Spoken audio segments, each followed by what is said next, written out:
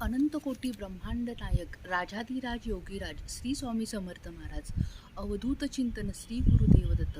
आज आपण बघणार आहोत ते अक्षय तृतीयेविषयी माहिती. अक्षय तृतीया हा 3.5 मुहूर्तातला एक मुहूर्त मानला जातो. या दिवशी आपण जे कार्य कराल ते अक्षय स्वरूपात ते आपल्याला प्राप्त होतं. म्हणून या दिवशी दान धर्म पूजा जप तप ह्या गोष्टी करायची खूप प्रथा आहे. या दिवशी वैशाख महिना हा उष्ण असतो, त्याच्यामुळे पाण्याचा माठही या दिवशी दान केला जातो. तसेच फळांचा राजा आंबा हा देखील या दिवशीपासून खाण्यास सुरुवात केली जाते. आता आपण बघणार आहोत की अक्षय तृतीयेला आपण काय करायचं आहे. अक्षय तृतीये दिवशी सकाळी लवकर उठून तुम्ही स्नान करायचं आहे. त्या पाण्यात जर तुमच्याकडे गंगाजल असेल तर ते तुम्ही त्याच्यात मिक्स करू शकता. याच्यामुळे तुम्हाला शुभ फल प्राप्त होतील. तसेच अक्षय तृतीये दिवशी कुठल्याही मुहूर्ताची आपल्याला गरज नसते. या दिवशी तुम्ही घर खरेदी करू शकता, वाहन खरेदी करू शकता, सोने खरेदी करू शकता किंवा अगदी तुम्हाला कुठलाही नवीन व्यवसाय सुरू करायचा असेल तो तुम्ही ह्या दिवशी सुरू करू शकता. कारण ह्या दिवशी ह्या गोष्टी आपण केल्याने त्याचे शुभ सिद्ध होतात ह्या गोष्टी. म्हणून ह्या दिवशी कुठल्याही गोष्टीला मुहूर्त बघायची गरज नसते. तसेच या दिवशी लक्ष्मी मातेचीही सेवा करायचा दिवस आहे. तसेच लक्ष्मी मातेची सेवा करत करती तुम्ही भगवान विष्णूंनाही या दिवशी प्रसन्न करू शकता. तुम्ही या दिवशी जर सोने खरेदी केले तर या दिवशी तुम्हाला ते सोने तुमच्या वर्षभरात ते दुप्पट चौपट पटीने ते तुम्हाला परत मिळत असते.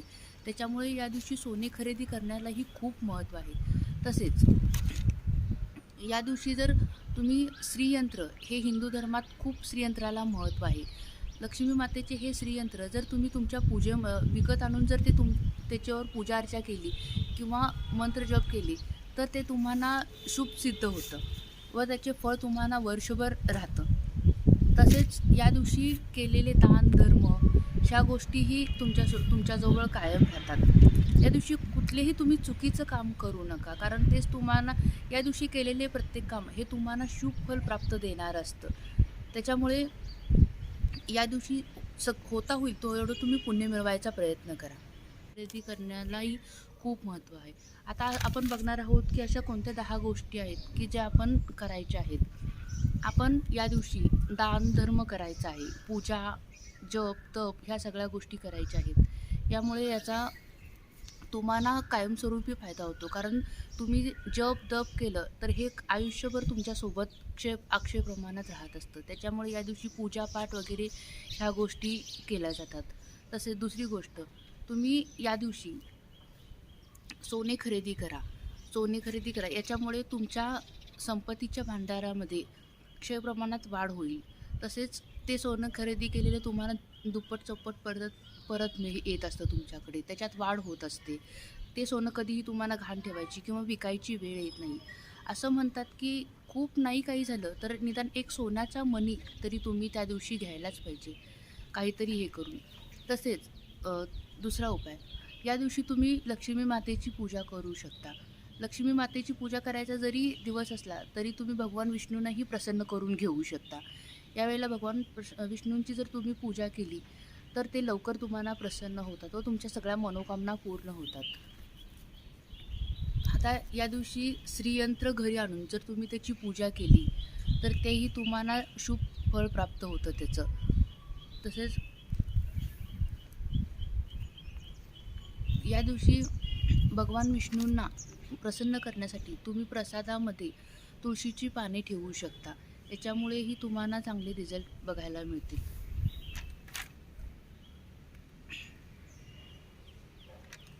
तसेच भगवान हिंदू धर्मात श्रीयंत्राचे महत्त्व आहे, मी तुम्हाला सांगितलंच आहे. त्यामुळे तुम्ही श्रीयंत्रांना, तसेच शंख हा लक्ष्मीचा भाऊ मानला जातो. त्याच्यामुळे तुम्ही शंख घरी आणून त्याची पूजा करा व ते पूजेत कायम ठेवा. याच्यामुळेही तुम्हाला लक्ष्मी तुमच्या घरात अखंड राहील. आता आपण बघितलं की काय करायचं आहे. तुम्ही ह्या दिवशी कुठल्याही गोष्टी करा, पण त्या चांगल्या करा. मनापासून कुठला तरी निश्चय करा, कुठला तरी जप तुमच्या ह्याच्यात ठेवा, जप करा, पूजा करा, विशेष पूजा करा. त्याच्यामुळे तुम्हाला जेवढं या दिवशी तुम्हाला पुण्य मिळवता येईल तेवढं तुम्ही मिळवून घ्या. कारण हे तुमच्यासोबत कायम अक्षय स्वरूपात राहत असतं. त्याच्यामुळे ह्या गोष्टी तुम्ही कंटिन्यू ठेवा. आता आपण बघणार आहोत की कोणत्या आपण काही गोष्टी करायच्या नाही आहेत. आता आपण अ, या दिवशी सगळ्या कुठलेही गणपती, लक्ष्मी, शंख, श्रीयंत्र ह्या गोष्टींचा आपल्याकडून चुकूनही कुठल्या बाबतीत अपमान होणार नाही, ही गोष्ट तुम्हाला करायची आहे. तसेच या दिवशी काही मद्यमास खाणे, व्यसन करणे ह्याही गोष्टी तुम्हाला करायच्या नाहीत. कुणाचाही अपमान करू नका, कुणाला वाईट बोलू नका. कारण तुम्ही जे कराल ते तुम्हाला रिटर्न येतं. ते वर्षभर परत तुम्हाला त्या गोष्टी त्रास देऊ शकतात. त्याच्यामुळे कुठलीच तुमच्या हातून वाईट गोष्ट घडणार नाही याची तुम्ही काळजी घ्या. अक्षय तृतीयेला अक्षय तृतीयेला होता होईल तेवढं तुम्ही ते पुण्य मिळवून घ्या. कारण पुण्य मिळवण्यासाठी अक्षय तृतीयेसारखा चांगला दिवस कुठलाच नाही आहे. कारण अक्षय तृतीया या नावातच अक्षय ही गोष्ट आहे. त्याच्यामुळे हे सगळं करू शकता. खूप कुणाची ऐपत नसेल सोनं खरेदी करायचं, तर निदान एक छोटासा मनी तरी तुम्ही अवश्य खरेदी करा. कारण त्यामुळे तुम्हाला बराच वर्षभरात तुम्हाला बरेच त्याचे रिझल्ट बघा.